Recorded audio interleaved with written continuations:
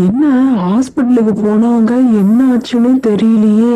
Phone பண்ணி பார்க்கனாலும் சரி, ஏதாவது டாக்டருக்கு இது பார்த்துட்டு இருந்தாங்கன்னா என்ன பண்றது? ஏன் அவங்க தான் ஒரு ஃபோன் பண்ணி சொல்றது, இங்க நான் தனியா உட்காந்து புலம்பிட்டு இருப்பேன்னு அவங்களுக்கு தெரியாதா?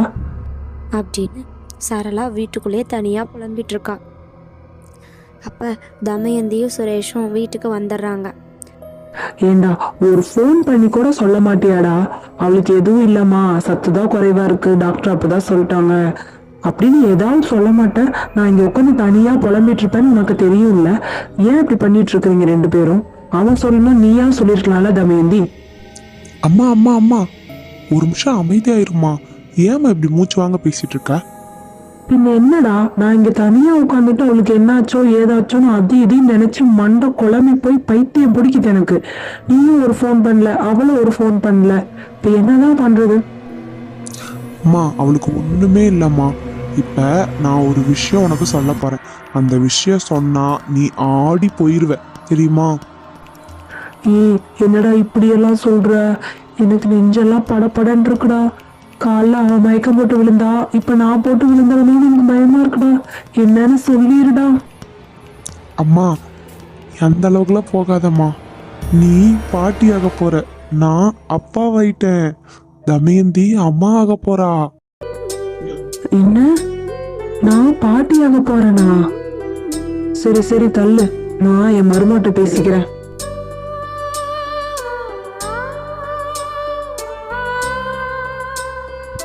ஏமா, சுரேஷ் சொல்றதெல்லாம் உண்மையாமா? நீ அம்மாவாக போறியா? நான் பாட்டியாக போறேனா? ஆமா அத்தை, டாக்டரே கன்ஃபார்ம் பண்ணிட்டாங்க அத்தை. 45 நாள் ஆயிருக்கான் அத்தை. எனக்கே தெரியல.